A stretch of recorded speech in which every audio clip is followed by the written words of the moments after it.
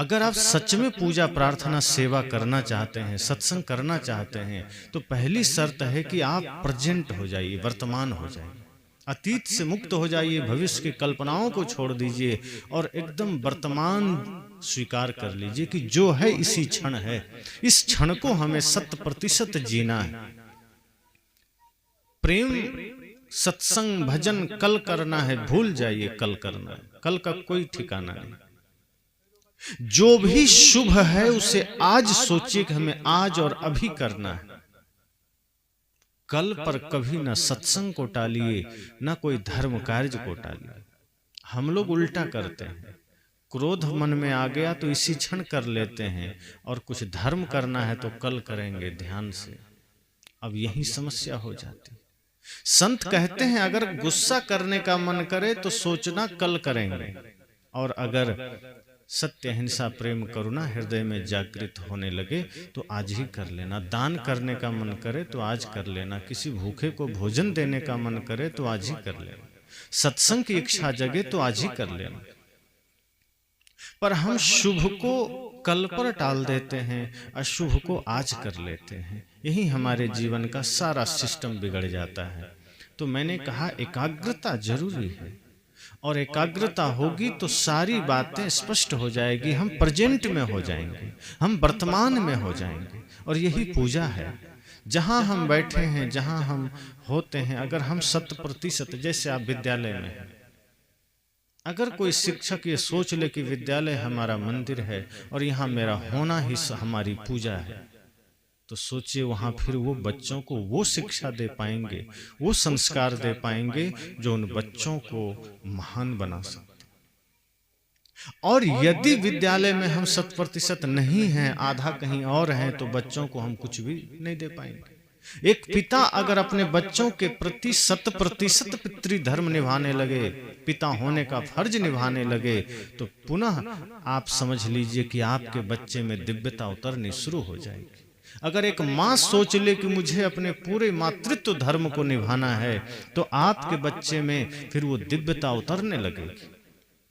पर हम सब अपने अपने धर्म से विमुख हो जाते हैं, हम सब अपने अपने कर्तव्य से विमुख हो जाते हैं, प्रेजेंट में होते ही नहीं।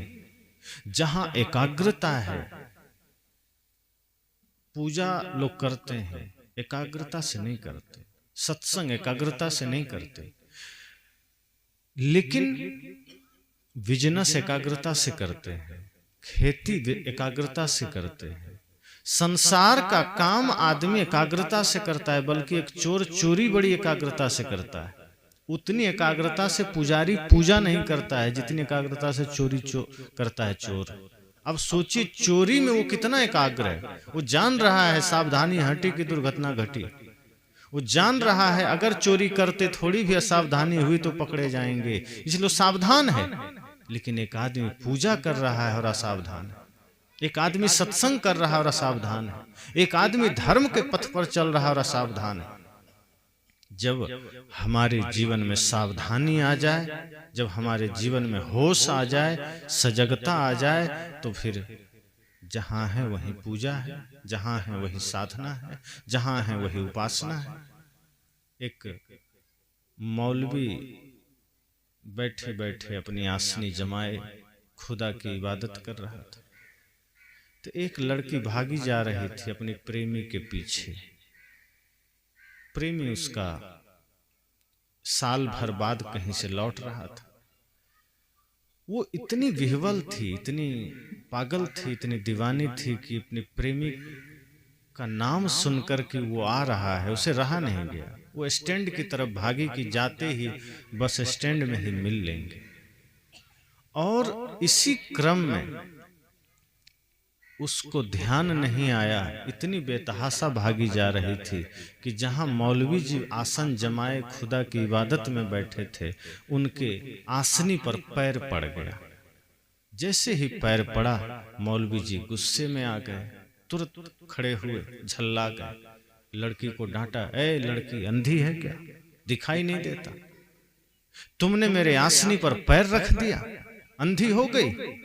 लड़की फिर भी नहीं सुनी, ये दौड़ के गए, आगे खड़े हो गए, सुनो पहले मेरा जवाब देते जाओ, तुम कहां अंधी बनी जा रही पागल। तुम्हें दिखाई नहीं दिया, तुमने मेरे आसनी पर पैर रख दिया। अब लड़की थोड़ी होश में आई, कहा क्या हुआ, क्षमा करना। कहा अब भी तुम पागल जैसी बात कर रही हो, मैं 2 बार से कह रहा हूं, तुमने मेरे आसनी पर पैर रख दिया, तुम बोल नहीं रहे। उसने कहा क्षमा कीजिए, गलती से रखा गया, लेकिन वैसे आप कर क्या रहे थे? कहा तुम्हें पता नहीं मैं क्या कर रहा था? कहा नहीं बताइए क्या कर रहे थे? खुदा की इबादत, उनकी याद, उनकी प्रार्थना कर रहा था। कहा मौलवी जी माफ कीजिए, मैं एक साधारण इंसान के प्रेम में पागल हूं, तो मुझे कुछ भी दिखाई नहीं दिया, मैं दौड़ती चली गई। आप तो खुदा के प्रेम में हैं, मैं कैसे दिख गई आपको? हम आपको कैसे दिखाई दे गए? हम तो आपके ऊपर पैर भी नहीं रखे, आसनी पर पैर रखे। और हम चूंकि एक साधारण लड़के के प्रेम में हैं तो मेरा होश नहीं रहा। आप तो साक्षात परमात्मा खुदा के प्रेम में, इसका मतलब आपका प्रेम अधूरा है। आप बैठे तो हैं आसन जमा के, आंखें तो बंद थी आपकी, लेकिन आप देख तो संसार को ही रहे थे, आप स्वयं को नहीं देख रहे थे, आप भगवान को नहीं देख रहे थे। इसलिए एकाग्रता इतनी गहरी हो जाए कि जब आंखें बंद हो तो संसार नहीं, स्वयं को देखिए। हमारा तो आंखें खुली हो तो भी संसार देखते हैं, बंद हो तो भी संसार देखते हैं।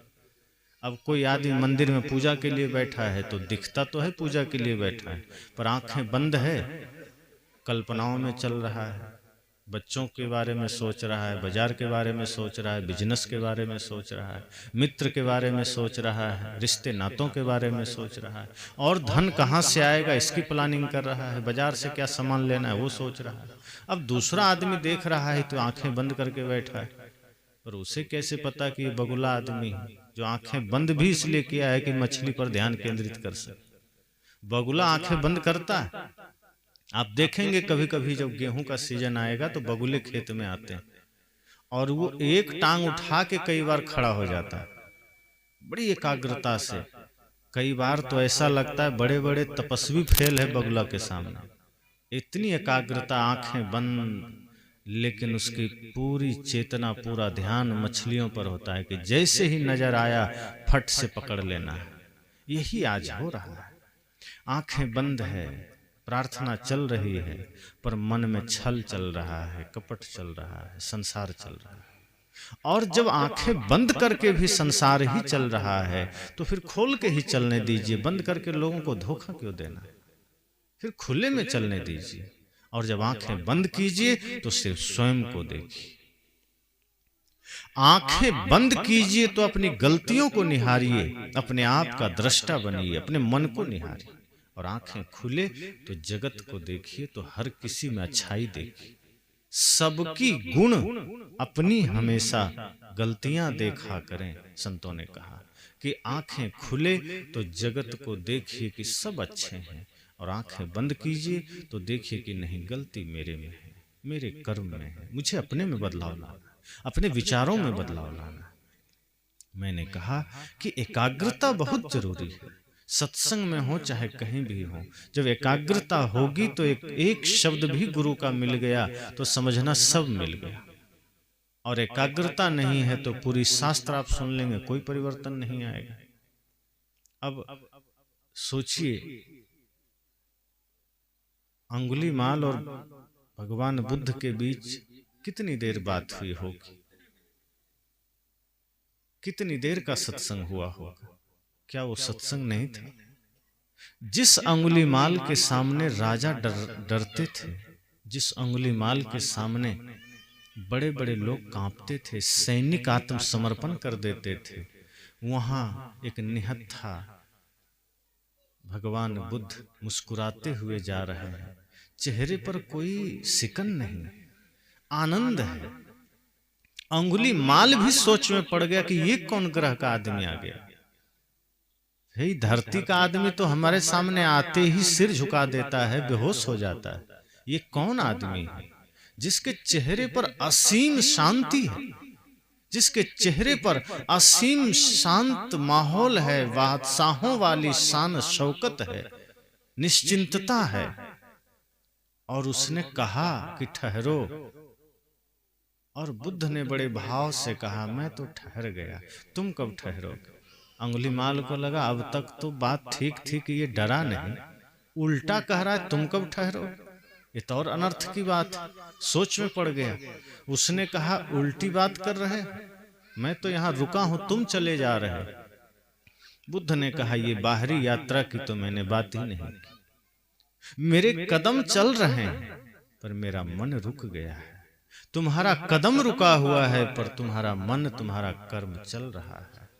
और मैंने अगर कहा है तुम कब ठहरोगे, तो इसका तात्पर्य यह है कि तुम जिस हिंसा के रास्ते पर दौड़े चले जा रहे हो उस पर कब रुकोगे। तुम जिस क्रोध के रास्ते पर दौड़े चले जा रहे हो वहां कब ठहरोगे। तुम जिस नफरत के रास्ते पर बेतहाशा भागे जा रहे हो वहां कब ठहरोगे। और इतने प्रेम और इतनी करुणा से उन्होंने दृष्टि डाली और अपनी बात कही कि अंगुलीमाल देखते देखते जिस अंगुलीमाल के सामने बड़े बड़े लोग धाराशायी हो जाते थे, उस अंगुलीमाल जैसे आतताई क्रूर आदमी के आंखों में जब बुद्ध की करुणा की दृष्टि पड़ी तो उसकी आंखें भी शांत हो गई, उसका आतंक भी धीरे धीरे शांत हो गया, नतमस्तक हो गया, चरणों में पड़ा कि अब मुझे भी ठहरने का ज्ञान दीजिए, मुझे शांत होने का ज्ञान दीजिए। एक शब्द गुरु का, एक शब्द, एक घटना, एक भाव गुरु का, महापुरुषों का व्यक्ति के जीवन को बदल देता है। लेकिन कब? जब व्यक्ति कुछ क्षण के लिए भी एकाग्र हो जाए। हम हो नहीं पाते हैं, हम कहीं जाते हैं तो तुलना में रह जाते हैं। पहले मैंने, कई लोग ऐसा करते हैं, जैसे सत्संग में गए तो अब जो बैठे हैं सुन रहे हैं तो वो तुरंत याद करेंगे कि वहाँ गए थे तो वहाँ तो ऐसा किसी ने सुनाया था, यहाँ इन्होंने ऐसा सुनाया, ठीक है कोई बात नहीं, उन्होंने ऐसा कहा, इन्होंने ऐसा कहा। हम समीक्षा में पड़ जाते हैं। विचारों को सुन करके हम उस पर मंथन नहीं करते। सुने उसके बाद मंथन करें, और मंथन के बाद जो सार निकल कर आए वो आपका है, वो ज्ञान आपका है। और अगर वो आपके आचरण में उतर गया तो फिर समझना उद्धार हो गया। तो एक एक शब्द, एक एक घटना पर्याप्त है। अगर हम पूरी एकाग्रता से सत्संग सुने तो कोई जरूरी नहीं 4-4 घंटे सुनना पड़े। जो कई बार आप देखते होंगे,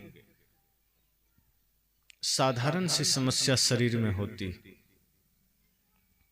एक दवा से ठीक हो सकती, लेकिन कई बार डॉक्टर 2-3 दवा दे देते, पता नहीं किससे ठीक हो जाए, अगर इससे नहीं तो उससे, इस तरह से दे देते।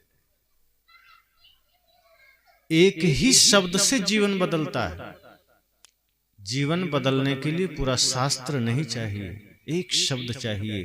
पर वो एक शब्द आपके लिए कौन सा है ये जानने के लिए कई बार 4-4 घंटे सुनना पड़ता है। पता नहीं उस 4 घंटे में आपका शब्द आएगा कि नहीं। अगर चूक गए तो नहीं आएगा। अगर एकाग्रता से सुन रहे हैं तो हो सकता है उस 4 घंटे के सत्संग में आपका एक शब्द आ जाए जो आपको बदल सके। हो सकता है कि 1 ही मिनट में आ जाए, और ऐसा भी हो सकता है अगर एकाग्रता भंग हुई तो जन्म जन्म तक उस शब्द ना आए। इसलिए कई बार आप देखते हैं लोग लंबे काल से धर्म से जुड़ जाते हैं, सत्संग से जुड़ जाते हैं, गुरु से जुड़ जाते हैं, लेकिन उनके जीवन में बहुत ज्यादा सुधार नहीं हो पाता। गुटखा चलता रहता है, नशा चलता रहता है, लड़ाई झगड़े चलते रहते हैं, गला में माला है और नफरतें चल रही है, तो बहुत ज्यादा सुधार नहीं होता है। हम गुरु से दीक्षा ले लेते हैं, जीवन में बदलाव नहीं आता। दीक्षा का मतलब है आपके जीवन में परिवर्तन आना चाहिए। और मैं ये नहीं कहता कि एक ही दिन में आप बुद्ध बन जाएंगे, पर आपका प्रयास भी दिखना चाहिए कि हाँ आप प्रयासरत हैं, आप कोशिश कर रहे हैं कि आज हमने धर्म को जाना है, आज हमने सत्य को जाना है, आज हमने परमार्थ को जाना है, तो उस पर चलना आरंभ कर दीजिए। अगर हमें पता चल जाए कि हमारे सिर में दर्द क्यों है तो फिर हम उसका इलाज तो तुरंत कर लेंगे। पता ही नहीं चलता तो दुनिया भर के काम हम करते रहते हैं। अगर पता चल जाए समस्या का तो समाधान तुरंत हो जाएगा। इसलिए एकाग्रता से जब हम सत्संग सुनते हैं तो जीवन में परिवर्तन की संभावना बन जाती है, फिर हमारा मन मस्तिष्क सब बदल जाता है। इसलिए एकाग्रता जरूरी है। और इसी एकाग्रता के साथ जब हम सत्संग सुनते चले जाते हैं तो फिर वो सत्संग सिर्फ सुनने तक सीमित नहीं रहता, फिर वो हमारे कर्म में उतर जाता है, हमारे आचरण में उतर जाता है। और असली सत्संग वही है जो आपके आचरण में उतर जाए। सत्संग वो नहीं है जो सिर्फ कानों तक सीमित हो। कई बार मैं पुराणों का उदाहरण देता हूं। कुछ घटनाएं बड़े सांकेतिक होती हैं, वो रियल में घटी हो न घटी हो इसमें शंका होती, लेकिन उसका संकेत बड़ा अच्छा होता है। एक घटना आती है पुराणों में समुद्र मंथन की, कि समुद्र मंथन हुआ तो उसमें तमाम तरह के रत्न निकले, अमृत निकला और जहर भी निकला। तो जब जहर निकला तो सब भागने लगे, और भागते भागते कहां पहुंच गए? शिव जी के पास। लोगों ने कहा बचा लीजिए, तो शिव जी ने जहर को पी लिया, ऐसा उसमें कहा गया। तो शिव जी जहर को पी गए, देवता लोग अमृत पीकर भी देव रह गए, शिव जी जहर पी के भी महादेव हो गए। इसका अर्थ क्या है? इसका अर्थ यह है कि अगर हम सिर्फ अनुकूलता में खुश रहना जानते हैं, सुविधाओं में खुश रहना जानते हैं, तो जैसे ही प्रतिकूलता आएगी हम भागने लगेंगे, हम घबरा जाएंगे। असली इंसान वो है जो प्रतिकूलता में भी अपना साधन, अपना जीवन बिगड़ने ना दे। सूखी नदी है, पानी नहीं है, आप उस पार हो गए, उसकी कोई बहादुरी है क्या? वीरता है। जो भरी हुई नदी को पार कर जाए उसकी बहादुरी होती है। सामने सब लोग आपकी प्रशंसा कर रहे हैं और आप मुस्कुरा रहे हैं, कोई बड़ी बात है, छोटी सी बात है। लेकिन सामने कोई गाली दे रहा है और आप मुस्कुरा रहे हैं, ये बड़ी बात है, और यही सबसे नहीं होता। लोग कहते हैं किसी ने चमत्कार दिखा दिया। क्या चमत्कार दिखाया? कोई हाथ हिलाया रसगुल्ला ले आया, कोई हाथ हिलाया पैसा ले आया, कोई आग पर चल के दिखा दिया। तो ये जादूगरी है, ये मदारी का खेल है, कोई चमत्कार नहीं है। चमत्कार तब आपके जीवन में घटित होता है जब सामने वाला आपको गाली दे और आप मुस्कुरा दीजिए, ये सबसे बड़ा चमत्कार है।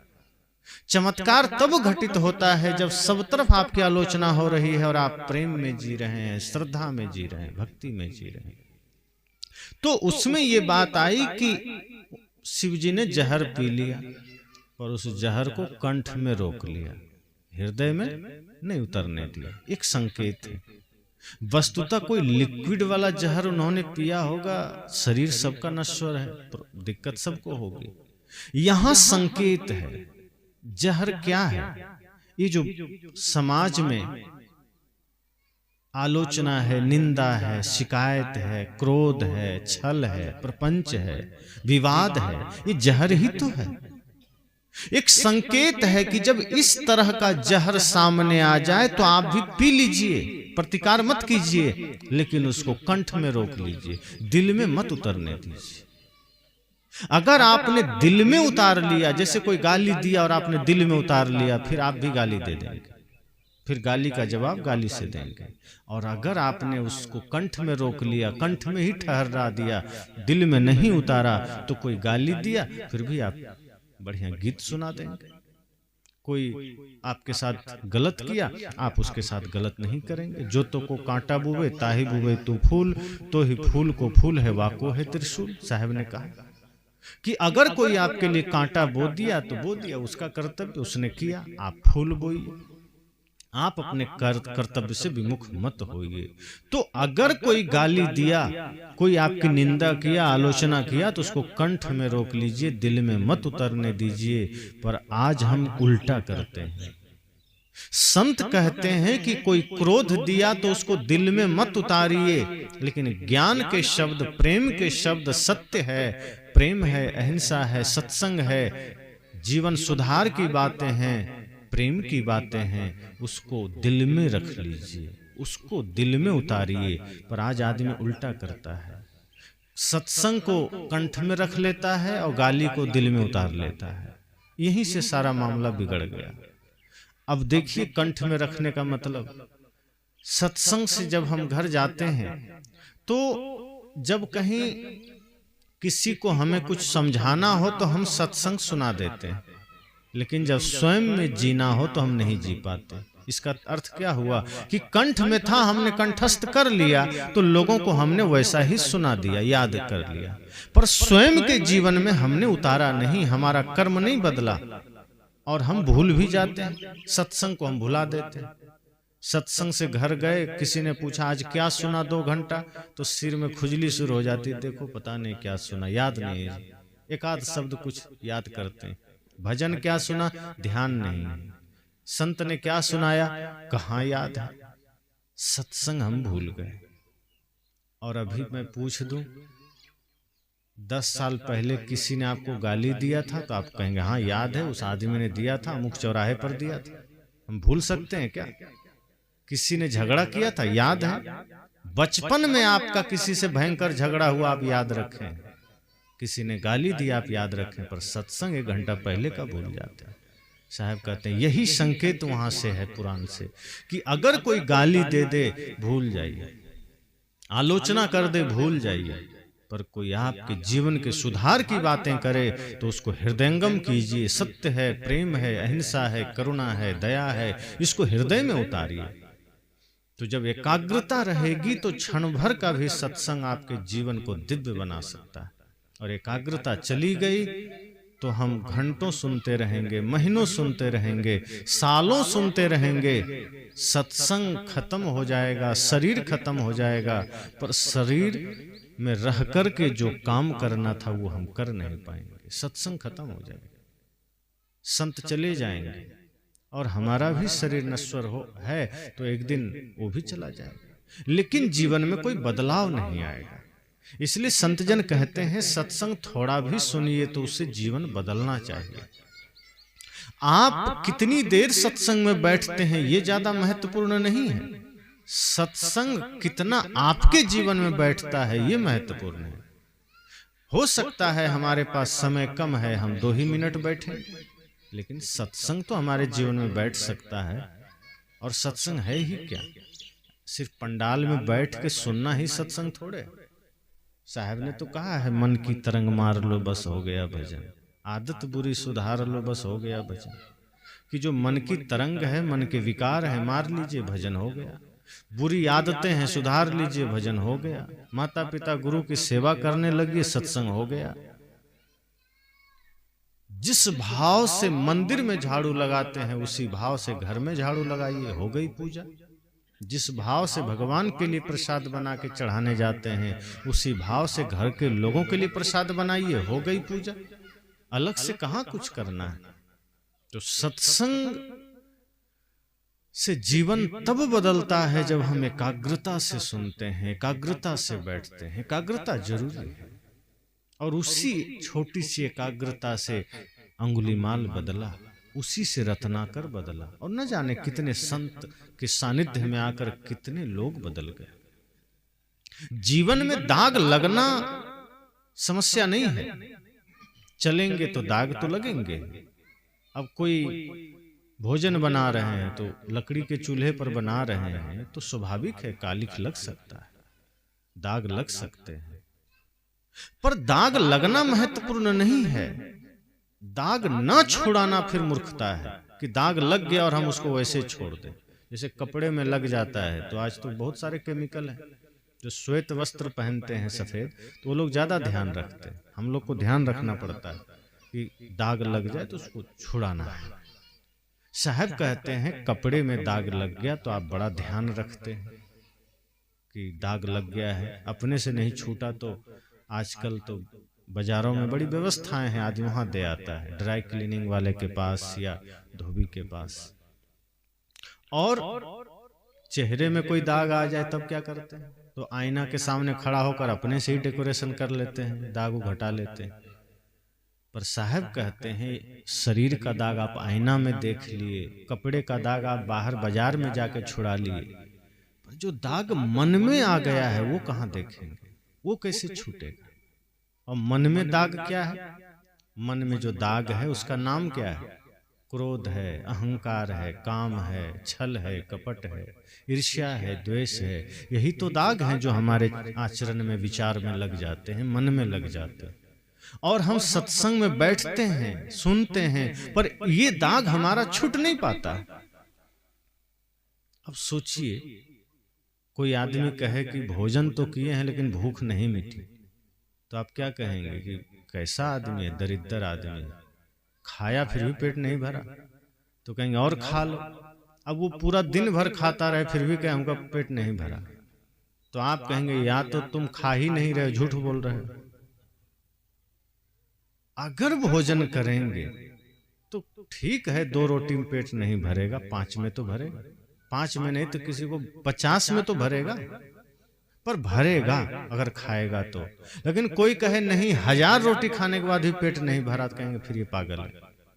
इसी तरह कोई कहे सत्संग हम कर रहे हैं 5 साल से, 10 साल से, फिर भी क्रोध नहीं मिटा। सत्संग हम कर रहे हैं फिर भी नफरत नहीं मिटा।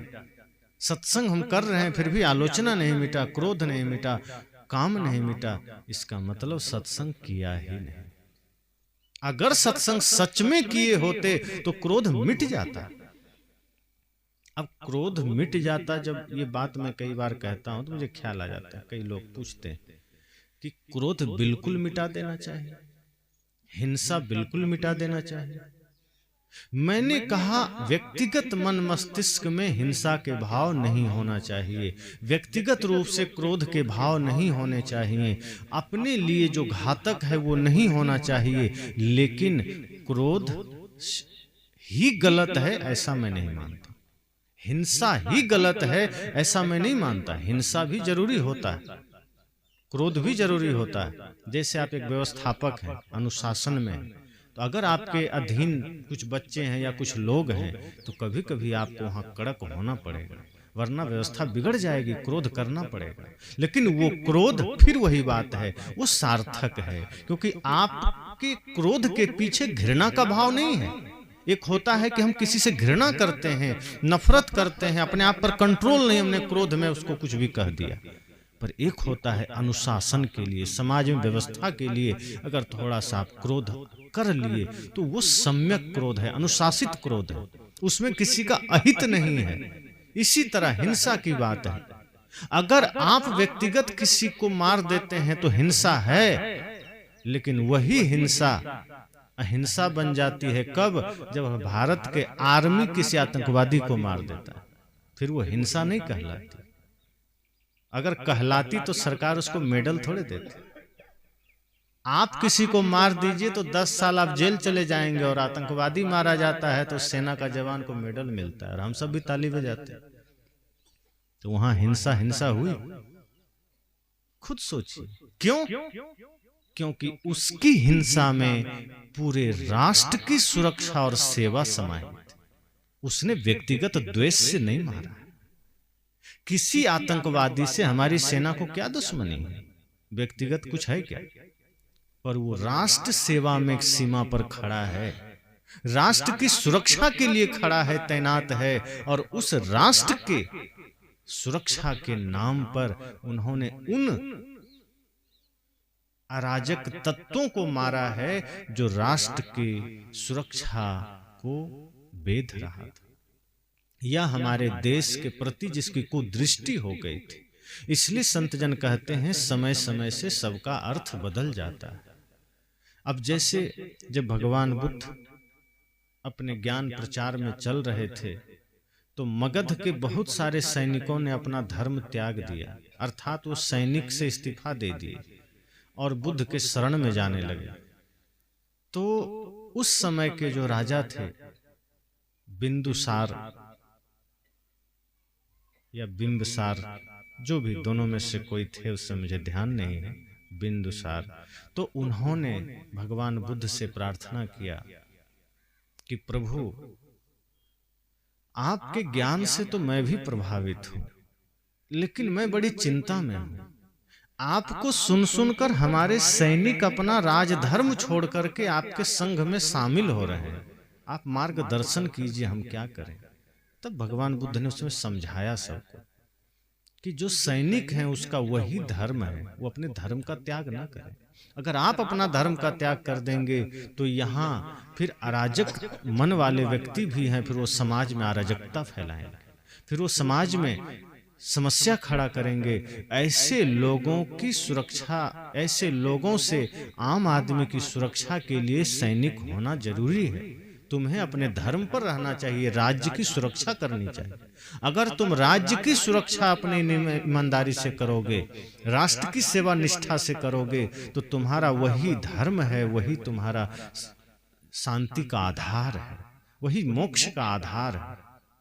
इसलिए मैंने कहा कि हमें, अगर हमने सत्संग बढ़िया से किया, ध्यान बढ़िया से किया, तो व्यक्तिगत रूप से हमारा मन निर्विकार हो जाएगा। फिर हमारे अंदर सिर्फ वो भाव रहेगा कि जगत कल्याण का भाव, समाज उत्थान का भाव, परिवार, समाज, राष्ट्र की सेवा का भाव। और जब राष्ट्र की सेवा का भाव है तब समझना कि उसमें आप वही करेंगे जो समाज के लिए उचित होगा, आप वही करेंगे जो राष्ट्र के लिए उचित होगा। और व्यक्तिगत रूप से मन निर्मल होगा, क्रोध से आप मुक्त होंगे, हिंसा से मुक्त होंगे, नफरत से मुक्त होंगे। इसलिए मैंने कहा कि अगर सत्संग करते हैं, अगर ध्यान भी करते हैं, पूजा भी करते हैं, और वो करने के बाद भी हिंसा न मिटी, मन मानसिक विकार न दूर हुआ, छल प्रपंच न दूर हुआ, बल्कि और दाग हम लगाते चले गए। पूजा के नाम पर, प्रार्थना के नाम पर सत्संग कर रहे हैं और हम जीवन में दाग लगा रहे हैं, तो दाग फिर हमें बहुत महंगा पड़ जाता है, फिर ये जीवन नरक बन जाता है। इसलिए दाग मिटाना है। मैंने कहा दाग लगना बड़ी बात नहीं है, लगेगा। जो चलता है वही गिरता है, जो चलेगा ही नहीं वो गिरेगा क्या? जो खड़ा होगा वही बैठेगा, जो धूप में है वही छाया में आएगा। अब जो पहले से छाया में लेटा है वो कहाँ जाएगा? इसलिए साहब कहते हैं जो चलेगा वही गिरेगा, और हो सकता है कई बार गिरेगा, लेकिन पुनः पुनः अगर उठ के संभल के चलेगा तो एक दिन विजयी हो जाएगा। इसलिए साहब कहते हैं जीवन में कोई दाग लग जाए तो चिंता मत कीजिए। दाग लगना दिक्कत की बात नहीं है, लेकिन हम दाग छुड़ाने का प्रयास नहीं करते, हम मन को निर्मल करने का प्रयास नहीं करते हैं, ये दुख की बात है। मैं सुनाया करता हूं साहब की पंक्तियां। ध्रुव प्रहलाद सुदामन ओढ़ी, शुकदेव ने निर्मल कीनी, चदरिया सुखदेव ने निर्मल कीनी। दास कबीर ने ऐसी ओढ़ी, दास कबीर ने ऐसी ओढ़ी, ज्यों की त्यों धर दीनी, चदरिया झीनी रे झीनी। के राम नाम रस भीनी, चदरिया झीनी रे झीनी। साहब ने क्या कहा? इस शरीर रूपी चादर हम सब ने ओढ़ा, और इसी में आगे जो पंक्ति साहब ने कहा, ध्रुव प्रहलाद सुदामा ने ओढ़ी। इन्होंने भी शरीर धारण किया, लेकिन कोई ज्ञान से, कोई भक्ति से, कोई उपासना से अपने शरीर रूपी चादर के दाग को छुड़ाया, निर्मल किया। हम क्यों नहीं कर रहे? साहब ने कहा दाग लगना समस्या की बात नहीं है, दाग न छुड़ाना ये समस्या है। इसलिए ध्रुव प्रहलाद सुदामा ने भी भक्ति के द्वारा, सत्संग के द्वारा अपने जीवन के दाग को छुड़ाया। और आगे साहब क्या कहते हैं? दास कबीर ने ऐसी ओढ़ी, ज्यों की त्यों धर देनी। उन्होंने कहा मैंने इस शरीर रूपी चादर को इस भांति से रखा, ओढ़ा, ज्यों का त्यों प्रकृति को लौटा दिया। मैंने कोई दाग लगने ही नहीं दिया, मैंने न इसमें कोई दाग लगने दिया, न कोई संभावना बचने दिया। मैंने प्रकृति ने जैसा मुझे दिया मैं वैसा ही निर्मल करके दे दिया। प्रकृति ने सबको शरीर निर्मल दिया है। देखिए बच्चों, गुटखा खाने की आदत है बच्चों में, चोरी करने की आदत नहीं है। छोटा बच्चा है, पूछिए किस जाति के हो, कहेगा हमें पता नहीं। अब कई तो अब जो बोल ही नहीं पाए वो क्या बताएंगे। जिस घर में चला गया उसी जाति का हो जाता है। न उसमें छल है, न कपट है, न चोरी है, न क्रोध है, कोई विकार ही नहीं। लेकिन जैसे जैसे बड़ा होगा, अभी आंखों में प्रेम है, सौम्यता है, शांति है। जैसे जैसे बड़ा होगा, माता पिता का असर पड़ेगा, समाज का असर पड़ेगा, परिवार का असर पड़ेगा।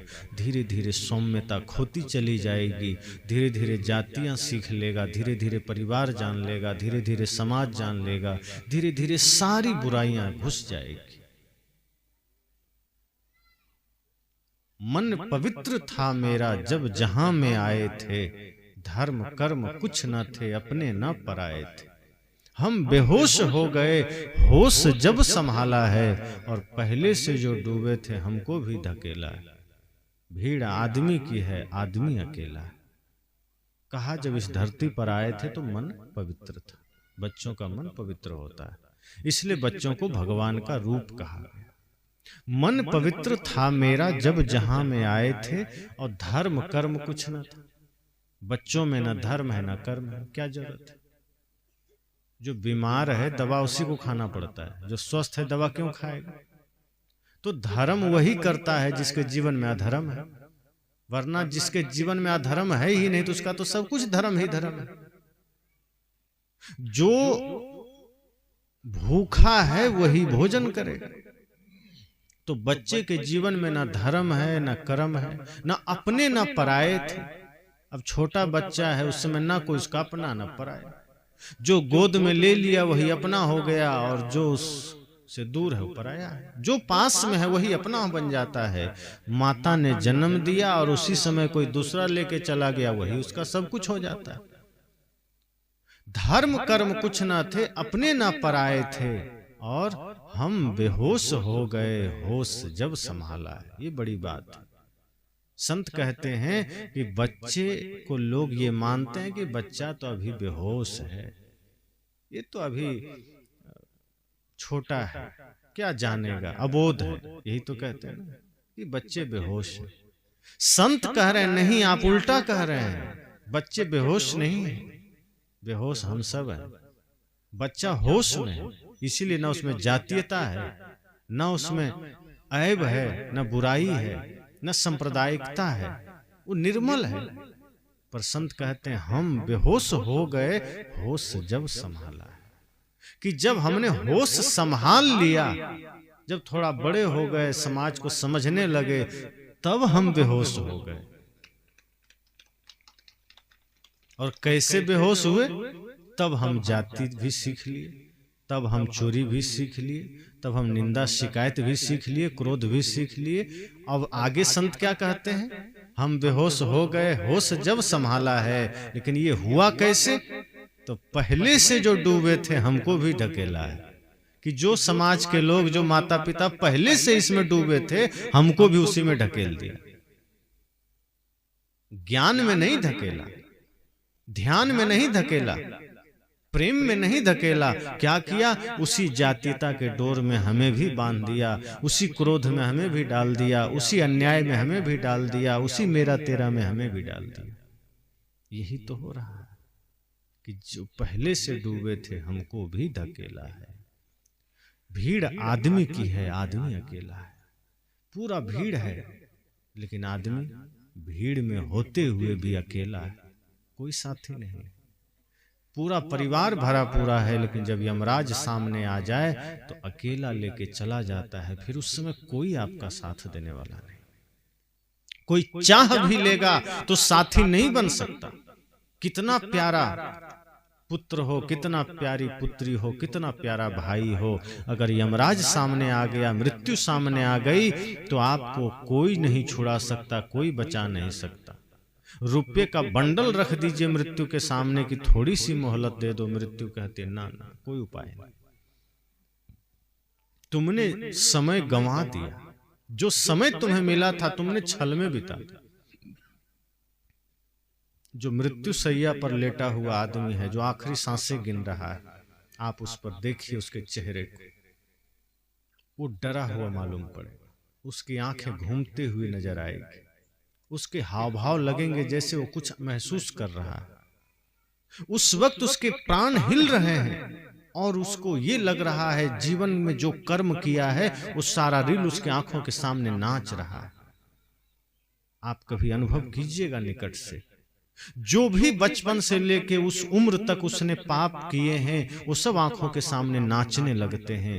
वो कोशिश करके भी उससे मुक्त नहीं होता है और वो परेशान होने लगता है कि मैंने यही करके पूरा आयु खपा दी, और आज जब मृत्यु सामने है तो मेरे हाथ खाली, और हाथ खाली न भी हो तो क्या मतलब, क्योंकि ये तो यहीं रह जाएंगे, हमें तो आगे ही जाना है, इससे भी आगे जाना है। वो धन भी आपका वहीं पड़ा रह जाता है, परिवार भी पड़ा रह जाता है, और मरघट तक बहुत हुआ तो परिवार के लोग पहुंचा देते हैं। आप कितना भी मानो, कोई आदमी कहता है अपने परिवार से कि हम तो जीवन भर तुम्हारे लिए काम किए, बच्चों को पढ़ाए लिखाए, कपड़े घर मकान नौकरी पूरी जिंदगी लगा दिए, तो परिवार क्या कहता है, ठीक है तो मरघट तक पहुंचा देते हैं, इसके आगे हम नहीं जाएंगे। और धन क्या कहता है, जिस धन को आपने प्राणों से ज्यादा पसंद किया कमाया, वो धन कहता है मैं तो मरघट तक भी नहीं जा सकूंगा, जाओ तुम, हम यहीं तिजोरी में ठीक, उसके आगे मैं नहीं जा सकता, क्योंकि तुमने मेरा उपयोग सही किया ही नहीं। अगर तुम मेरे द्वारा कुछ सदुपयोग कर लेते, धर्म में लगा देते, सेवा में लगा देते, तो डायरेक्ट तो नहीं लेकिन इनडायरेक्ट हम तुम्हारे साथ जा सकते थे, पर तुमने मेरा कोई उपयोग ही नहीं किया, तुम तो जमा कर करके हमको रख दिए, तो हम यहीं रहेंगे, अब हम तुमको देखने भी नहीं जाएंगे, जाओ तुम अकेले। परिवार ने कह दिया मरघट तक, उसके आगे नहीं। अब आप लाचार हो गए, अब क्या करें, जिसको हमने सबसे ज्यादा समय दिया धन को, वो तो तिजोरी से बाहर नहीं निकला, और जिस परिवार के लिए मैंने वो धन कमाया वो मरघट से आगे नहीं जाने को तैयार है। तब आप निराश हो जाते हैं, लाचार हो जाते हैं, फिर आप दुखी होते हैं। तब धर्म आपसे कहता है डोंट वरी, चिंता मत करो, मैं हूं आपके साथ। आपने मुझे नजरअंदाज किया जीवन भर, आपने मुझसे मुख मोड़ा जीवन भर, लेकिन चिंता मत करो, मैं तुम्हारे साथ हूं, मैं जन्म जन्म तक तेरा साथ दूंगा, मेरे पास सामर्थ्य है कि मैं तेरे साथ चल सकता हूं। तुम जिसके पीछे लगे रहे धन, उसके पास कोई सामर्थ्य नहीं तेरे साथ जाने का, परिवार का सामर्थ्य नहीं तुम्हारे साथ जा सके, पर मैं धर्म हूं, मैं जीवन में भी जिंदा रहते में भी साथ रह सकता हूं, मरने के बाद भी साथ रह सकता हूं। लेकिन दुख इस बात का है कि मैं तुम्हारे साथ रह सकता हूं, पर तुम मुझसे ही दूर भागते हो, मुझे ही तुम प्रयास नहीं करते। इसलिए प्रयास अगर करना है तो धर्म के लिए, परमार्थ के लिए हमें प्रयास करना है। इसलिए मैंने कहा कि जीवन में जब हम इस तरह से होश में आते हैं और ये जानते हैं कि जब जाना है तो क्रोध लेके क्यों जाना, नफरत लेके क्यों जाना, इस शरीर को इतने सारे समस्याओं में क्यों डालना, इस शरीर से कुछ परमार्थ कर जाना है, कुछ पुण्य कमा लेना है। क्योंकि जब मृत्यु सामने होगी तो फिर समय नहीं मिलेगा, फिर आपको याद आएगा कि अच्छा होता संतों की बात मान लेते, जन्म तेरा बातों ही बीत गयो, तूने कबहू न राम कहो। साहब ने कहा कि जन्म बातों में बीत गया और आपने कभी राम नहीं कहा। साहब ने कहा कि दुनिया को जाना, ग्रह नक्षत्र को जाना, समुद्र कितने हैं वो भी जाना, देश को जाना, घड़ी टीवी मोबाइल को जाना, कपड़े लत्ते को जाना, चप्पल जूता को जाना, इस सब बाहरी चीजों का ज्ञान आपने रखा, पर मैं कौन हूं ये जाना नहीं। और मृत्यु भी आ गई, धर्म भी नहीं जाना, कर्म भी नहीं जाना। सत्संग सुन ले, जीवन में कोई बदलाव नहीं आया।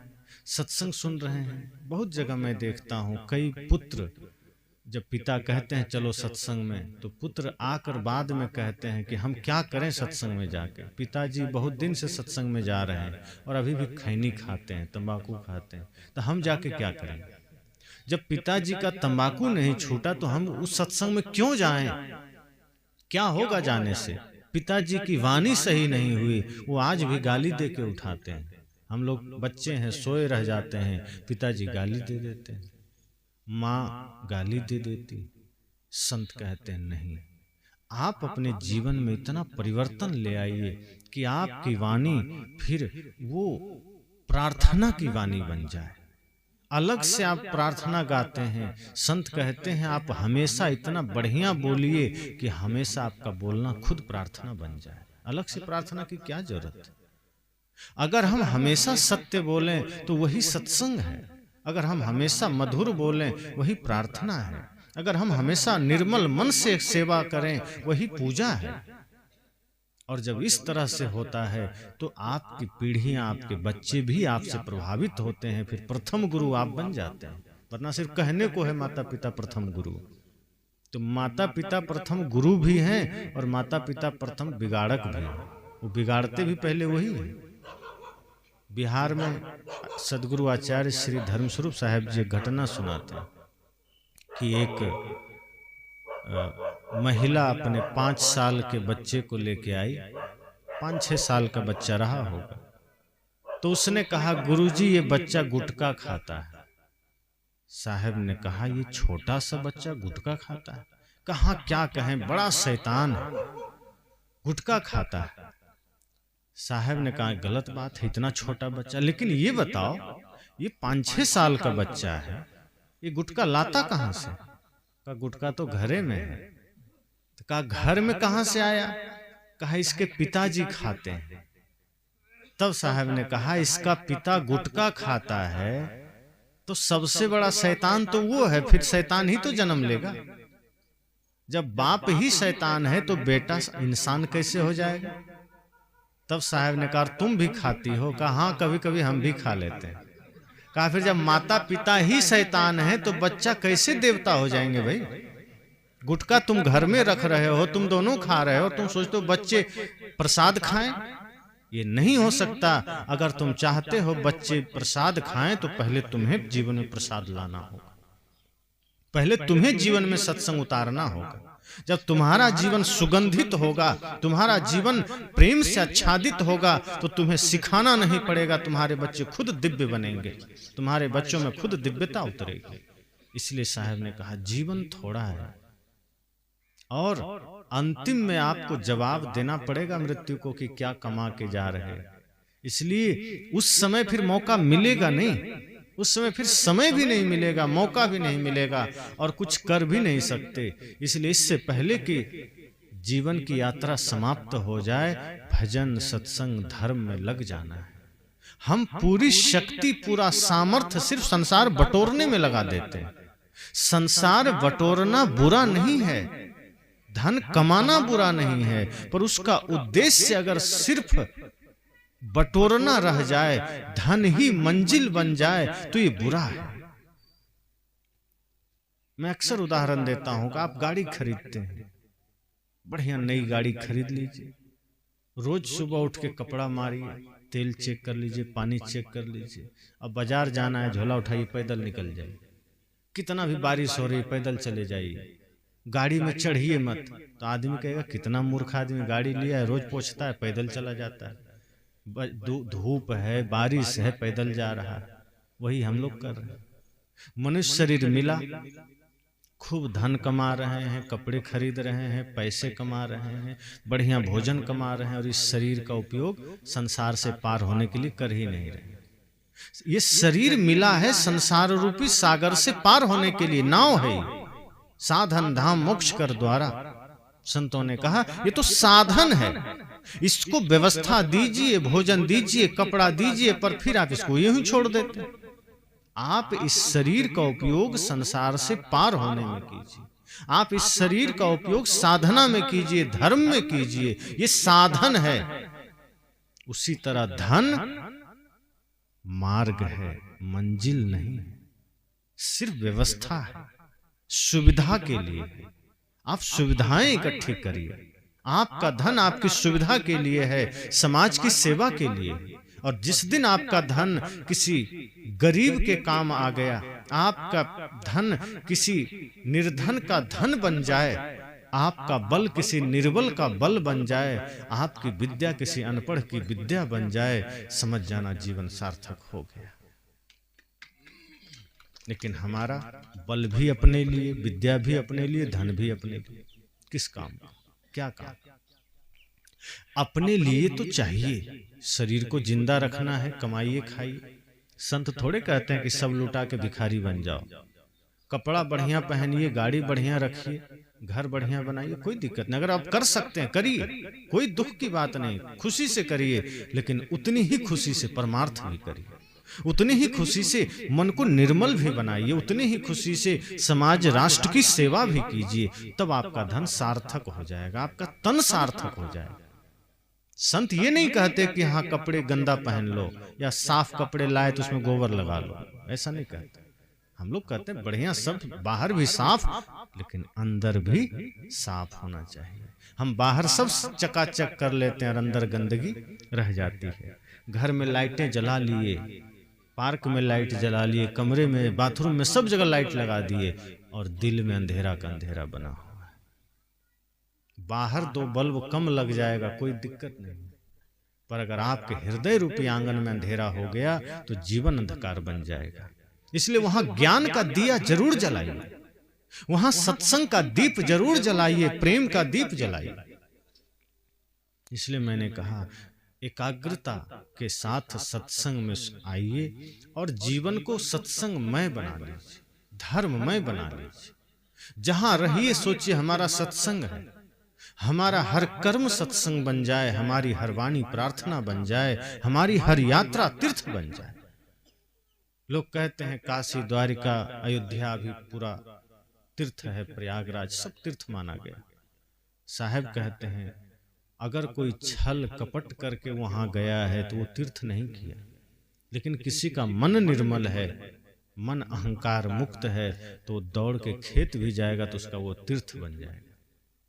और अगर कोई मन में गंदगी लेके प्रयाग भी गया तो वो तीर्थ नहीं है। इसलिए साहब कहते हैं जह जह डोलों सो परिक्रमा, जो कुछ करो सो पूजा। कि अगर मन निर्मल है, पवित्र है, तो आप चलेंगे वो परिक्रमा होगा, झाड़ू लगाएंगे पूजा हो जाएगा, लोगों की सेवा करेंगे पूजा हो जाएगा। और मन गंदा है तो दिन भर मंदिर में बैठे रहिए तो भी पूजा नहीं होगा। मंदिर में अगर सिर्फ जाने से पूजा हो जाता तो मंदिर में तो बहुत लोग जा रहे हैं, कहाँ पूजा हो रही है। गंगा में नहाने मात्र से मोक्ष मिल जाता तो अभी देखिए माघ मेला और आगे कुंभ मेला में 3-4 करोड़ लोग स्नान करेंगे, तब तो सब एक के दिन में स्वर्ग चले जाएंगे। तो मछली तो पानी में ही रहती, वो सब स्वर्ग जाएगी। ऐसा नहीं, कर्म सुधार करना पड़ेगा। सिर्फ गंगा में नहाने से पाप नहीं मिटता है। पाप शरीर में चिपका हुआ है क्या, कहीं लगा है? पाप मन में है, और गंगा का पानी आपके तन को धोएगा। अगर पाप शरीर में कहीं चिपका होता तो शायद उस पानी से धुल जाता, पर पाप है मन में। तीर्थ वही जो पाप ही तारे, और पाप वही जो मन मध्य विकारा। पाप मन के मध्य में है, मन में है, और मन तक गंगा का पानी नहीं पहुंचेगा, मन तक सत्संग पहुंचेगा, मन तक ये ज्ञान का गंगा पहुंचेगा। इसलिए अगर ये सोचते हैं कि हम कितना भी पाप करें और डुबकी लगाने से पाप धुल जाएगा, तो संत कहते हैं नहीं। यही जागृति सत्संग हमें देता है। हर जगह होश में आइए। कोई भी शॉर्टकट से हम धर्म के पथ पर नहीं चल सकते, शॉर्टकट से स्वर्ग नहीं मिल सकता। हमारे महापुरुषों को बड़ी तपस्याएं करनी पड़ी। हम सोचते शॉर्टकट, मंदिर गए, एक अगरबत्ती जलाए, धार्मिक होके निकल गए। ये शॉर्टकट है, इससे धार्मिक तो नहीं हो सकते। हाँ, दिखावा हो जाएगी। हमारे महापुरुषों को कितनी तपस्याएं करनी पड़ी। हम जिन महापुरुषों का नाम ले लें, आज राम जी इतने ट्रेंड में हैं, मंदिर में आ रहे हैं। अब गए कब थे, आ कब रहे हैं, कहाँ रहे हैं? सच तो यह है कि अगर राम को हम गहराई से सोचें तो सदगुरु कबीर ने कहा, राम सबके हृदय में है और वो कभी गए ही नहीं, वो सब जगह है। बस जरूरत है उसको प्रकट करने का। और प्रकट कैसे होगा? आचरण सही कर लीजिए, राम प्रकट हो जाएंगे। और मैं तो कहता हूं कि जो लोग राम जी के प्रति श्रद्धा रखते हैं तो आप अपने हृदय को ही मंदिर क्यों नहीं बना लेते? बाहर मंदिर बना लिए, राम जी को वहां बैठा दिए। और यही काम अब हमारे यहाँ भी चल रहा है। कबीर पंथ में भी मंदिर कई जगह लोग बना के कबीर साहब को मंदिर में बिठा दिए। अब ये बड़ी चालाकी का काम है। शिव जी का मंदिर बना, भगवान बुद्ध का बना, महावीर का बना, कबीर साहब का बना, नानक का बना, राम जी का बना। मंदिर बनाए हमने, सभी भगवानों को, महापुरुषों को मंदिर में बंद करके ताला लगा दिया। अब ऐसा हो गया जैसे वो बेचारे कैदी और हम उनका मालिक हैं, जब चाहे ताला खोलें। एक जेल है, एक मंदिर है, नाम हमने मंदिर दे दिया, काम सेम है। उसमें भी जाली लगी है, उसमें भी ताले लगे हैं, अंदर हैं। जेलर जब चाहेगा ताला खोलेगा, मंदिर में भी वही बात है। जब पुजारी चाहेगा ताला खोलेगा। भगवान अगर निकलना भी चाहे तो पुजारी से पूछना पड़ेगा भाई हमको बाहर आना है, वरना उपाय नहीं। वही हमने किया है। साहब कहते हैं ठीक है, आपकी आस्था है, बाहर आपने मंदिर बनाया या महापुरुषों का आपने स्मारक बनाया। हमारे महापुरुष इस पवित्र भूमि में आए, उनका इस समाज के लिए बड़ा योगदान है। चाहे राम हो, कृष्ण हो, बुद्ध हो, महावीर हो, उनके स्मारक स्थल बनाइए, मंदिर बनाइए, अच्छी बात है, ताकि आने वाली पीढ़ियां उससे कुछ सीख सकें। लेकिन अपने हृदय को भी एक मंदिर जरूर बनाइए, ताकि वहां आपके भगवान, आपके महापुरुष निवास कर सके। लेकिन हमने बाहर तो मंदिर बना दिया, वहां भगवान को कैद कर दिया, पर यहां हमने राक्षस को बिठा दिया। आज हर हृदय में राक्षस बैठा है, तभी तो आदमी भाई से लड़ाई करता है। अगर यहां कबीर बैठ जाए, राम बैठ जाए, तो कोई भाई से झगड़ा करेगा क्या? जिस दिन हृदय में महापुरुषों का निवास हो जाएगा, उस दिन आदमी किसी से झगड़ा करेगा, विवाद करेगा? नहीं करेगा। जिस दिन भगवान का निवास हमारे हृदय में हो जाएगा, हम शराब को हाथ नहीं लगा सकते, हम झूठ नहीं बोल सकते, हम तंबाकू नहीं खा सकते, हम किसी जीव को दुख नहीं दे सकते, मांसाहार नहीं कर सकते, माता पिता को वृद्धाश्रम नहीं भेज सकते। जिस दिन यहाँ भगवान स्वयं हृदय में बैठेंगे, उस दिन हम सबका सम्मान शुरू कर देंगे। अगर हम आज ये सब नहीं कर रहे हैं तो चालाकी ही तो है कि हमने भगवान को मंदिर दे दिया, जाइए भगवान आप वहीं रहिए। हम घर में तांडव कर रहे हैं, वही कर रहे हैं जो राक्षस करते थे। निशाचर क्या करते थे? न उनको धर्म में आस्था थी, न माता पिता का वो सम्मान करते थे, न वो संत में निष्ठा रखते थे, न वो सद्गुणों को धारण करते थे।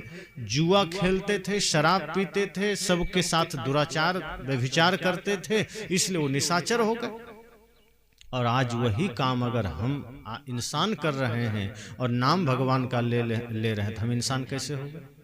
फिर तो हम भी निशाचर हो गए।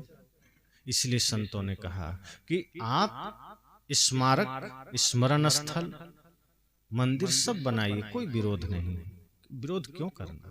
लेकिन घर को भी मंदिर बना लीजिए, अपने हृदय को भी मंदिर बना लीजिए, ताकि आपके महापुरुष आपके हृदय में भी बैठ सके।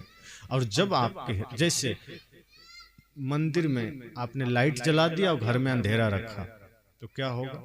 वहां लाइट है, वहां जब तक आप रहेंगे आप उजाले में रहेंगे। और घर आएंगे और यहाँ एक भी बल्ब आपने नहीं लगाया, तो कभी दीवार में टकराएंगे, कभी कहीं टकराएंगे, कभी कहीं टकराएंगे। मतलब मंदिर में अगर आपने लाइट जलाया तो घर में भी जलाइए, ताकि आप सब कुछ देख सकें। अगर वहां आपने भगवान को बिठाया तो इस हृदय में सबसे पहले बिठाइए, क्योंकि अंधेरा यही है, असली अंधेरा। यहीं से बीमारी शुरू होती है, यहीं से कचरा शुरू होता है। आप सही हो गए तो फिर आपका पूरा संसार मंदिर बन जाता है। अगर आदमी ठीक हो जाए तो फिर घर घर मंदिर हो जाएगा, हर घर फिर भगवान का निवास बन जाएगा, देवालय बन जाएगा। तभी तो साहब ने कहा, जो तिल माही तेल है, त्यों चकमक में आग, तेरा साईं तुझ में जाग सके तो जाग। कि साईं तुझ में है, एक बार जाग के तो देखो, एक बार अपने हृदय को मंदिर बना के तो देखो। साहब को किसी से विरोध नहीं था, विरोध होता तो ये नहीं कहते कि मैं रोवूं जगत को मोको रोवे न कोई। सदगुरु कबीर ने तो कहा कि मैं इस जगत के लिए चिंतित हूं, मैं लोगों के दुख को देखकर पीड़ित हूं, मैं नहीं चाहता कि संसार में कोई दुखी रहे। ये महानतम हृदय का प्रतीक है कि कितना विशाल करुणा उनकी रही लोगों के प्रति। और वो तो कहते हैं सब घट मेरो साइया सुनी सेज न कोई। वो तो कहते हैं जो मेरा परमात्मा है वो सब घट में बैठा है, मेरा राम सबके हृदय में बैठा है, कोई हृदय सुना नहीं। इसलिए मैं सबसे प्रेम रखता हूं। और हम रख पाते हैं क्या? अगर हम राम जी को माने, कृष्ण जी को माने, तो क्या हम सबसे प्रेम रख पाते हैं? नहीं रख पाते। तो जब हम धर्म की बात भी करें, हम पूजा की बात भी करें और हम प्रेम न कर पाएं, जीवन का सदुपयोग न कर पाएं, तो क्या मतलब हुआ? इसलिए बहुत आवश्यक है कि हम सब अपने अपने जीवन में सच्चे धर्म को धारण करें और अपने महापुरुषों के आदर्शों को अपने जीवन में उतारें, अपने महापुरुषों के वचनों को अपने जीवन में उतारें, अपने महापुरुषों के चरित्र को अपने जीवन में उतारें। सिर्फ नाम, सिर्फ उनका महिमा गुणगान करने से नहीं होगा। हम कितना भी कहें कबीर साहब बहुत महान है, क्या हो जाएगा हमारा? सदगुरु कबीर की हम खूब जयकारा लगाएं तो उनकी जय जयकार तो है ही, हम लगा रहे हैं, क्या हो जाएगा?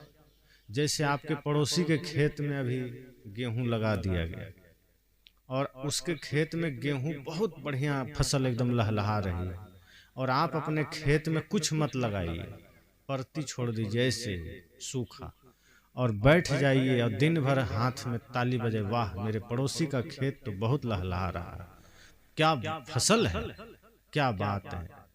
और जब वो गेहूं काटेगा, मिंजाई करेगा, तो आपको कितना देगा? सब अपने घर में रखेगा। और आपने क्या पाया? आप प्रशंसा में चले गए, अपने खेत में कुछ लगाया ही नहीं।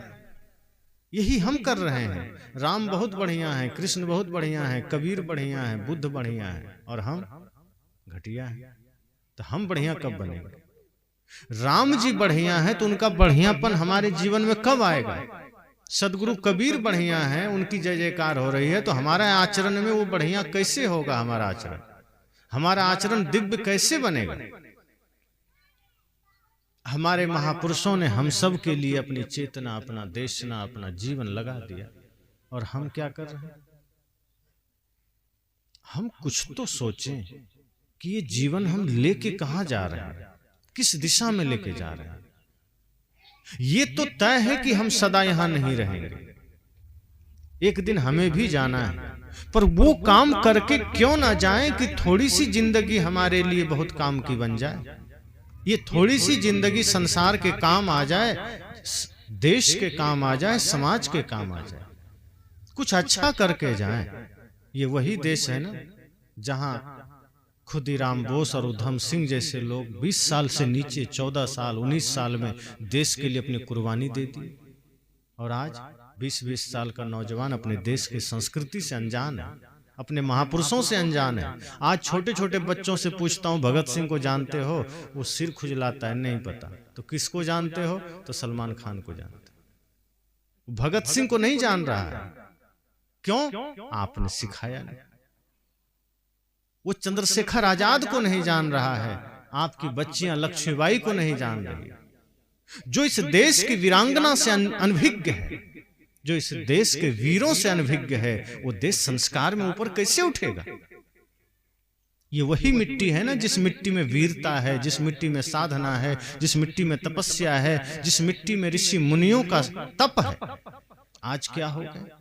हम इतने पाश्चात्य जगत के अंधानुकरण में क्यों भागे चले गए कि अपनी संस्कृति, अपनी सभ्यता छोड़ दी, इंसानियत ही छोड़ दी, धर्मानुचरण छोड़ दिए, माता पिता गुरु का सम्मान छोड़ दिए। आज जो महापुरुष हमारे असली नायक हैं, आज हम नहीं जानते हैं उनको।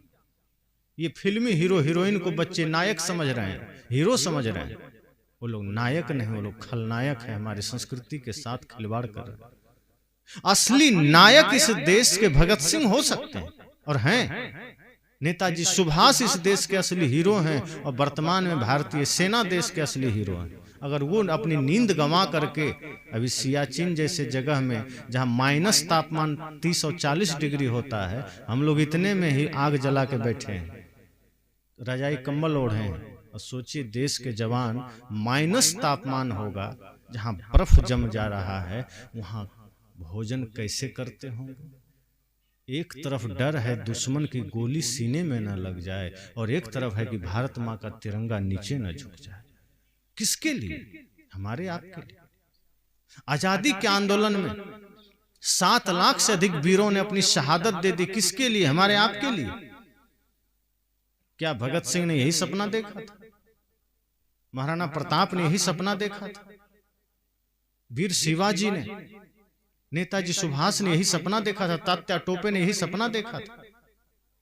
बाबा साहेब अम्बेडकर ने यही सपना देखा था कि हमारा देश इसी तरह भटके, जातियों में बटे, संप्रदायों में बटे, मेरा में चला जाए, मेरा तेरा में चला जाए, गांव मोहल्ले में देश बट जाए।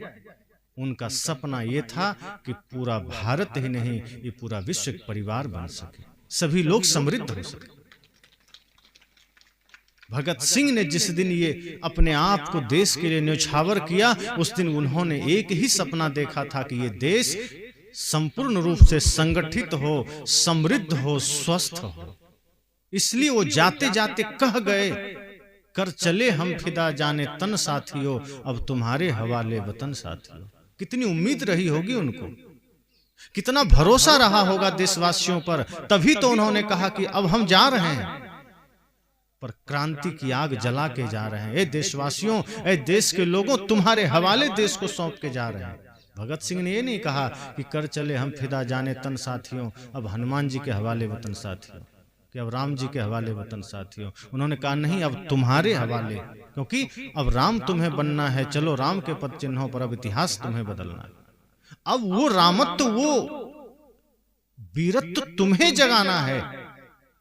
और मैं अक्सर वो पंक्तियां याद करता हूं जो इसी गीत में नीचे आई है कि अगर आप समाज और राष्ट्र के लिए जागरूक हैं, अगर आप अपने महापुरुषों से कुछ शिक्षा लेते हैं, तो अपने भीतर की वीरता को जगाइए, अपने सामर्थ्य को जगाइए, और सोचिए कि मेरे होते अगर किसी माँ बहन बेटी पर कोई को दृष्टि करे तो हम उसकी दृष्टि भी बाधित कर सकें। हम हमारे होते माता बहन बेटी हमारे छत्र छाया में अपने आप को सुरक्षित महसूस कर सके।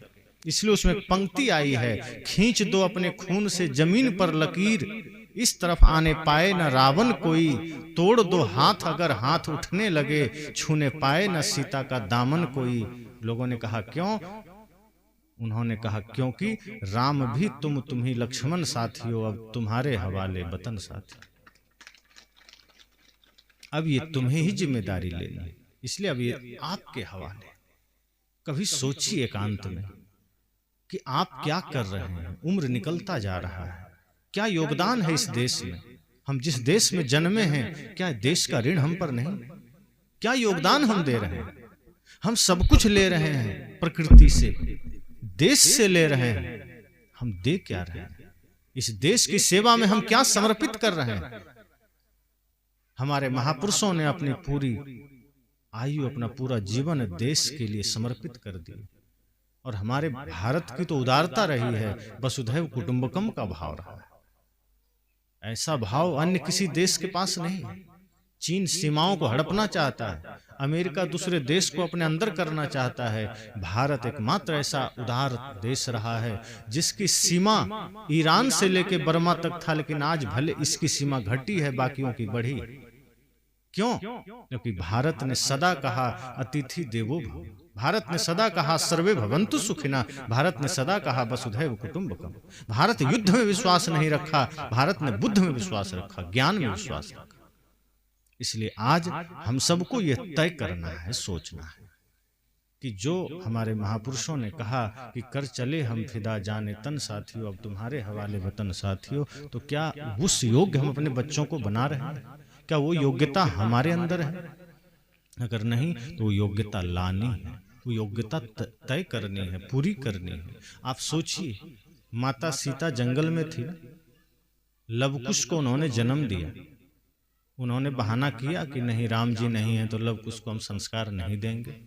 ऋषियों ने कहा माता निर्माता भवती, माताएं निर्माण करती हैं बच्चों का, सिर्फ जन्म नहीं देती हैं। उनको संवारती है, निर्मित करती है। माता सीता ने संकल्प लिया कि कोई बात नहीं, ना लक्ष्मण है, ना राम है, ना अयोध्या का कोई व्यक्ति है, लेकिन मैं अकेले लवकुश को इतना योग्य बना दूंगी कि कोई ये न कहे कि राम का पुत्र है, कैसा निकल गया।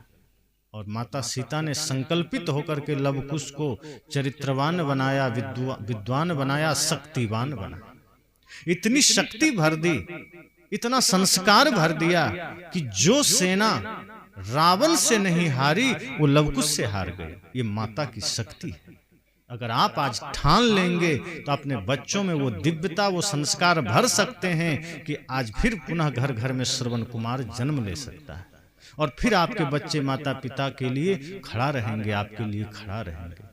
तो ऐसे बच्चे, ऐसे संस्कार जब हर घर हर समाज में होगा तो भारत विश्व गुरु हो जाएगा, भारत पुनः सशक्त हो जाएगा, समृद्ध हो जाएगा। लेकिन ये बड़ी लंबी प्रक्रिया है। इसमें हम ये सोचें कि क्षण भर में हो जाएगा तो नहीं होगा। आजादी में ही 200 साल पहले, 800 साल मुगलों की गुलामी और 250 साल अंग्रेजों की गुलामी के बाद हम स्वतंत्र हुए, और कितने लोग शहीद हुए। तो ये भी एक ऐसी प्रक्रिया है, जब हम धीरे धीरे जागृत होंगे, धीरे धीरे सजग होंगे, तो आज हमें बहुत चीजों से सामना करना पड़ेगा। पाश्चात्य संस्कृति पहले लोगों तक नहीं पहुंच पाती थी, अखबार के माध्यम से या टेलीविजन के माध्यम से। आज हर हाथ में मोबाइल है, हर चौराहे पर पोस्टर है। आप कितना रक्षा करेंगे? हर आदमी मोबाइल में देख रहा है, और कोई जरूरी नहीं कि मोबाइल में सब भजन सुन रहा है, सत्संग सुन रहा है। बहुत कम लोग हैं भजन सत्संग सुनते हैं। आपके बच्चे मोबाइल में क्या देख रहे हैं, क्या सुन रहे हैं, कैसे जाने? तो बड़ी चुनौती है, लेकिन फिर भी धर्म में इतनी ताकत है, कितना भी बादल सूरज को घेर ले पर वो अपनी उपस्थिति दिखा देता है कि मैं उगा हुआ हूं, चिंता मत करो। मुझे मेरी प्रकाश को जाने से तो रोक सकते हो, पर अंधेरा नहीं कर सकते। भले ही मैं दिखूं नहीं, लेकिन उजाला तो मैं रखूंगा। और यही अगर संकल्प हमारे भीतर हो जाए कि भले ही अंधकार हावी होगा, लेकिन ज्ञान का उजाला कभी मिट नहीं सकता। और एक समय ऐसा आएगा जब ज्ञान का उजाला पुनः पूरे विश्व में फैलेगा। तो इसी संकल्प के साथ शुभकामना देते, और चूंकि ये अंतिम दिन, अंतिम सत्र है, सबको हृदय से मंगल कामना। मूलचंद जी को एवं अन्य सहयोगियों को, जिन्होंने बहुत ही कम समय में संपर्क हुआ और संजोग बना, हम आपके बीच आए, आप सब ने हमारी बातों को सुना। मेरी बातें मेरी नहीं है, जब आप सुनकर अपने पास ले लेंगे वो आपकी बात हो जाएगी। तो जो बातें आपको अच्छी लगेगी आप रख लीजिएगा, जो अच्छी नहीं लगेगी वापस मुझे लौटा दीजिएगा। और कोशिश कीजिएगा कि जो मैंने कहा है, मैं ये नहीं कहता कि उसको मान लीजिए। हम कभी कोई संत नहीं कहते कि मान लीजिए। संत सदा कहते हैं जो आपने सुना है उस पर मंथन कीजिए, चिंतन कीजिएगा। चिंतन के बाद अगर उसमें से कोई सार निकलता है और आपको लगता है यह उपयोगी है, तो वो आपकी होगी, फिर मेरी बात नहीं रही। तो जो गुरुओं ने मुझे दिया वो मैं आपको दिया, और मैं भी इस पथ पर चल रहा हूँ, प्रयासरत हूँ। हम सब यही संकल्प लें कि हमारे जीवन में सदा शुद्धता, सदा समृद्धि, सदा स्वास्थ्य बना रहे, क्योंकि हम सब मुसाफिर हैं, हम सब यात्री हैं। एक दिन एक लंबी यात्रा पर हम सब निकलेंगे, जो कि निर्वाण की यात्रा होगी, महायात्रा होगी। और इससे पहले कि उस यात्रा पर हम निकलें, इस जीवन में जो कर्तव्य हैं वो हम सबको पूरा कर लेना चाहिए। तो बस इसी मंगल कामना के साथ वाणी को विराम देता हूँ।